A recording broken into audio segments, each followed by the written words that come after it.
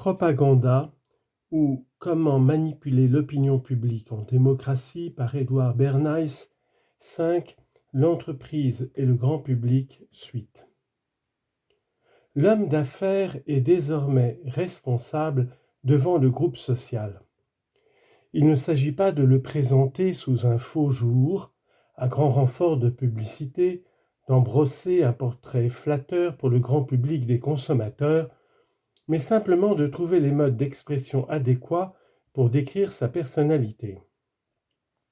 Dans la plupart des cas, cependant, l'étude de l'opinion publique et de ses probables réactions à tel ou tel type d'annonce est une tâche spécialisée qui requiert des qualifications professionnelles précises. Les grandes entreprises, me semble-t-il, en conviennent de plus en plus. Elles recourent davantage que par le passé au service de l'expert en relations publiques, quel que soit son titre officiel, et j'ai la conviction que plus elles grossiront, plus cette manipulation avisée de leurs multiples contacts avec le public leur paraîtra nécessaire. Il est assez fréquent que les relations publiques soient confiées à un expert indépendant plutôt qu'à l'un des administrateurs de l'entreprise, car il est généralement plus facile de régler les problèmes quand on les aborde de manière indirecte. Ainsi de la politique de relations publiques mise en œuvre par les fabricants de bagages.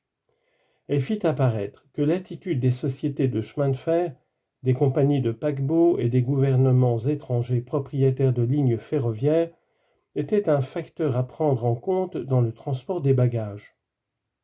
Les entreprises qui les commercialisent avaient tout à gagner en effet à démontrer qu'il était dans l'intérêt d'une société de chemin de fer et de ses porteurs de faciliter le maniement des malles et des valises pour moins les endommager et causer moins de désagréments aux passagers. À convaincre une compagnie maritime d'assouplir dans son propre intérêt les restrictions qu'elle impose sur les bagages, à amener un gouvernement étranger à abaisser le coût de fret des bagages afin d'encourager le tourisme. Point de suspension. Bref, pour augmenter les ventes de sacs et de valises, il fallait amener les différentes forces en présence à partager le point de vue des fabricants. C'est donc à elles que s'adressait en priorité la campagne de relations publiques, plutôt qu'au grand public qui rassemble pourtant les premiers consommateurs de ces articles. Si les fabricants de bagages s'avisaient de conseiller leurs clients sur les tenues à emporter en voyage, leur action profiterait probablement au prêt-à-porter masculin et féminin. Mais dans le même temps, elle augmenterait la vente de leurs propres produits. La propagande se fondant sur une analyse des causes élémentaires, son efficacité dépend presque toujours de l'angle d'attaque retenu. Une campagne qui dénonce les cosmétiques nocifs pour la santé peut prôner en parallèle un retour aux gants de toilette et au savon. Logiquement, ce combat ralliera tous les officiers de santé du pays et les poussera à recommander l'usage salutaire du gant de toilette et du savon en lieu et place des cosmétiques. L'apparition d'un courant d'opinion favorable à une cause ou une ligne d'action socialement constructive tient souvent au désir du propagandiste de trouver à son problème une solution positive sur le plan social. Ce faisant, il remplit bel et bien une mission sociale au sens le plus large du terme. L'anecdote suivante parle également en faveur de la pertinence d'une politique de relations publiques. Elle a trait à un fabricant de chaussures dont la production était essentiellement destinée aux agents de police, aux pompiers, aux facteurs, etc. Partant du principe que les hommes exerçant ce type de métier devaient être bien chaussés, notre homme réalisa que si cette idée se généralisait, il vendrait plus de chaussures et améliorerait de surcroît les conditions de travail de sa clientèle. Il ouvrit alors au sein de son entreprise un bureau chargé de diffuser des informations scientifiquement exactes sur les soins à apporter aux pieds, sachant qu'il observait déjà ces principes dans la conception de ses chaussures. Les administrations concernées furent tout de suite intéressées. Les chefs des brigades de police ou de pompiers, comme d'autres dirigeants soucieux du confort de leurs employés, vantèrent autour d'eux les qualités des modèles proposés.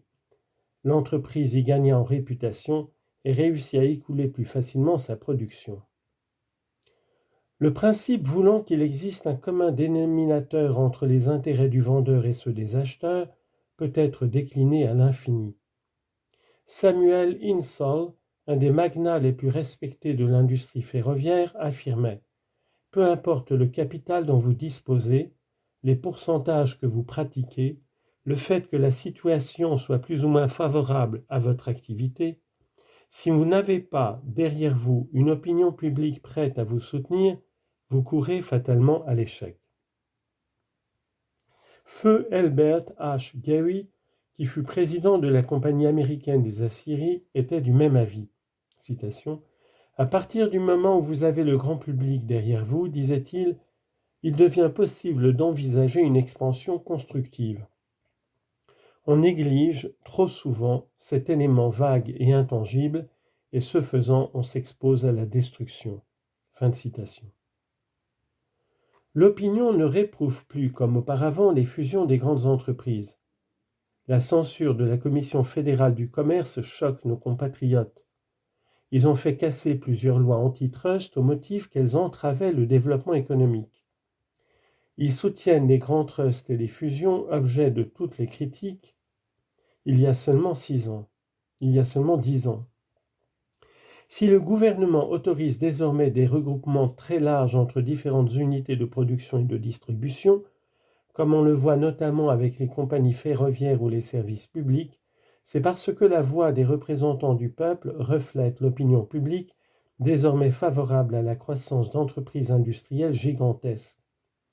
Pour des millions de petits investisseurs, les fusions et les trusts donnent naissance non pas à des ogres, mais à des géants bienveillants, car le consommateur profite lui aussi des économies ainsi réalisées, et en particulier grâce à la production de masse.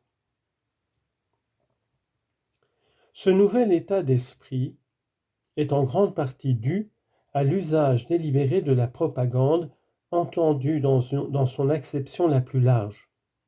Elle l'a instauré d'une part en amenant le grand public à changer d'avis, de la même façon que les gouvernements du temps de guerre avaient suscité un revirement d'opinion pour mobiliser leurs électeurs.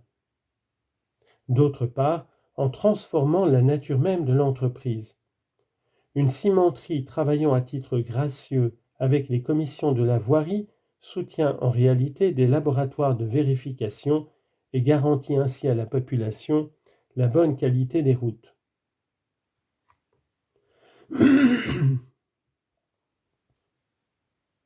Une compagnie de gaz finance une école d'art ménager gratuite.